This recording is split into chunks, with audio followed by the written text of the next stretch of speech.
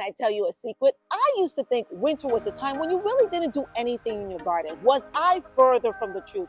Winter is a perfect time to prune your rose bushes, but you have to do it the proper way. In this video, I will be demonstrating how to properly prune your rose bushes during the winter time. More importantly, the mistakes to avoid to make sure your rose bushes stay spectacular for spring and summer. The first thing you're gonna need are some essential tools like shears, the big ones like this one, and gardening gloves. I used to use the short ones and I would get clipped and nipped all the time. I suggest that you get these really nice ones that go all the way down to the elbow to protect your arm from scratches and nips from thorns. The reason why we prune during the winter time is to get rid of any old branches, any weak branches, or any diseased branches that we see in our rose bush. We want this to have a nice open space where it promotes healthy growth. So that's another reason why we are pruning in the winter time. So guys, I'm taking you in closer, and I want to mention that there's really no science to cutting down rose bushes.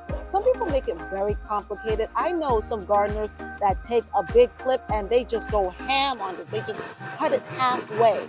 But what you really want to look for are crossing branches like this one right here. That stem is crossing onto that stem, and you want to remove any stems that are crossing over, interfering with another stem. Here is another example of a branch that needs to be removed. You can see this one is broken, almost split in two, and what this will do is make this whole entire area weak. So if you see branches like this or even slightly broken, you want to remove them ASAP. That's the reason why you don't use these type of shears. You can use this type ones. Yep, that's all gone. Any branches that look weak or spindly or just not good, you also want to remove, like this one right here. This is crossing over, so I'm going to remove that one also.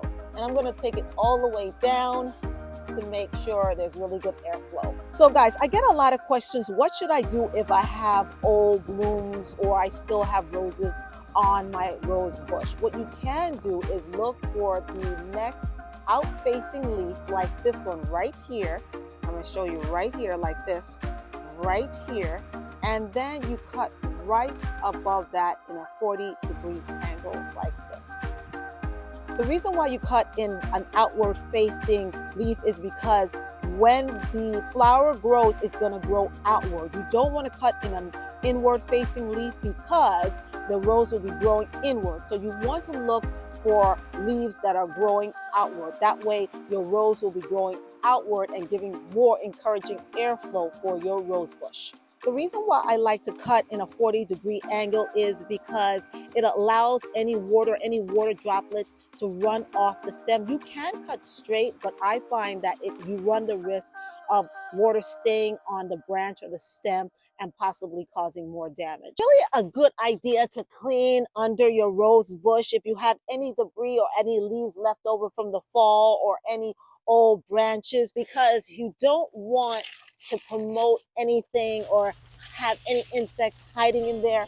You want to make sure you go inside the middle because that's where most of the debris is, and sometimes insects can live underneath there. Airflow is the key. It keeps bacteria away, it keeps fungi away from your roses. Make sure that the branches are not touching each other. Get rid of anything that looks old and diseased. This rose bush I've had for about 4 years now. I moved it to another spot, a more sunnier spot. So if you're having problems with your rose bush, you may want to relocate it. Now to the most important part of this video, how to tell whether your rose bush stem is alive. If you have buds on it or shoots coming out, that's obvious, it's still alive. But what if the stem looks brown or even black? What then? Well, the thing I do is the scratch test. You can take a fingernail and scratch the stem to see if there's any green underneath. If the stem is green, that means that your branch is viable, it's okay, but most importantly, it is still alive.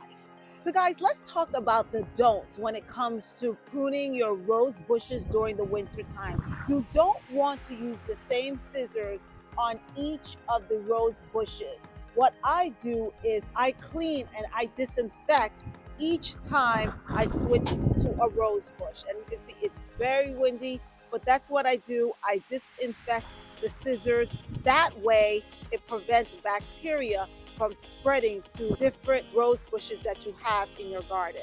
And guys, the same pruning method when it comes to your roses in the ground also works in pots. I have this beautiful variety. It looks just like a David Austin, and it is from Home Depot. It was from my bouquet. It cost me $19.99. So the same method works. You are looking for any old or dead branches, any branches that are crossing over each other.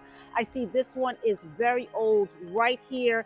This is a good one. You see, this is green and it has a little bit of red, but that is still viable. This one looks old, so I'm going to cut right here further down so it does not interfere with that other one and rub against the other branch. I like to add a little bit of mulch around my rose bush during the winter time. Not only does it help to add organic material in the soil, but it also gives it that comfy, warm blanket that it needs during the winter months. Just make sure you don't add too much around the base. Remember, it's all about giving good airflow. Any clusters you see right here, this is a lot of cluster. You want to, again, snip it, prune it down. Any crossing branches. So I wanted to draw your attention to this right here. You see that? That is some black. It's more than just black spots. It looks like maybe some mold or some type of bacteria, fungi. So you'd want to remove this entire stem. And after you remove this entire stem, you want to sterilize your scissors. And anything that looks diseased or has fungus or fungi, any type of bacteria, you don't want to compost. You want to put it directly in your garbage. Now, guys, you want to remove any excessive long branch, like you see this one that's just flopping like that, doesn't have really good support. You want to do that because any strong wind like we have today will break this branch and damage the stem. So any excessive branches that are just long for really no reason, you just want to snip that and prune that. That way it doesn't do any damage. And you can prune it right here near the buds, or you can just bring it down further down. I'm just going to snip right here. Notice the roses in the actual garden does better than the ones in pots. So if you're having problems with your roses in pots, I put them in an unheated garage or shed. That way I can protect them from the winter frost and the cold weather in my zone 7B. So if you're having problems, what you can do is to put them in an unheated area so they can be protected from the frost and winter damage.